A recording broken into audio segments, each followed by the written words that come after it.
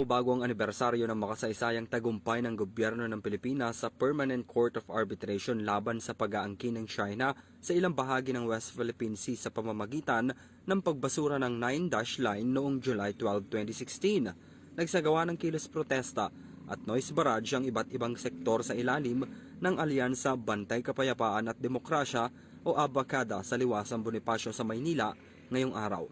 Ayon sa grupo, sa kabila ng 8 taong pagbasura sa 9-dash line ng China, patuloy pa rin ang panggigipit at pangaharas ng mga Chinese sa karagatang sakop ng Pilipinas na ipinagkaloob base na rin sa international law.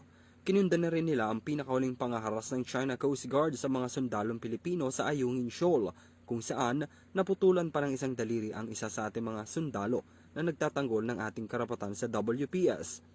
Dapat rin anilang igalang ng China ang international law, UN Charter 1989 UNCLOS at July 12, 2016 Arbitral Tribunal ruling. Sa ganitong paraan raw huhupa ang tensyon sa mga pinag-aagawang mga teritoryo sa WPS.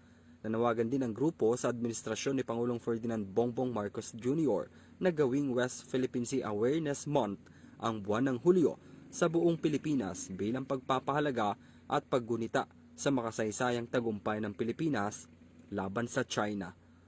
Ang simbolikong panawagan na mag-cool down naman ng China. At magkakaroon din po tayo ng pagdagda sa isang resolusyon upang ipanawagan sa ating pamahalaan, partikular sa ating Pangulo, na gawing West Philippine Sea Awareness Month ang month of July. At bilang Pangulo ay ang panawagan noise barrage at pamamahagi ng sticker sa ating mga motorista bilang kanilang pakikisa sa ating panawagan. Para sa Euro TV News, ako si Henry V. Nicolas, sumasaludo sa bawat